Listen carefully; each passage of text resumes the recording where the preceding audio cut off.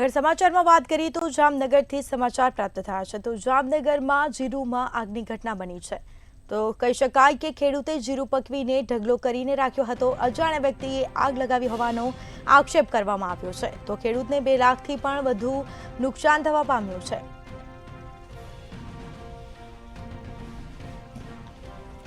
તો જામનગરના હડિયાણા ગામે જીરુમાં આગની ઘટના આ દ્રશ્યો સામે આવ્યા છે। ખેડૂતે જીરું પકવીને ઢગલો કરીને રાખ્યો હતો અજાણ્યા વ્યક્તિએ આગ લગાવી હોવાના આક્ષેપો કરવામાં આવ્યા તો ખેડૂતે પોલીસે ફરિયાદ કરવાની તજવીજ હાથ ધરી છે। તો ખેડૂતે પોલીસ ફરિયાદ કરવાની તજવીજ હાથ ધરી।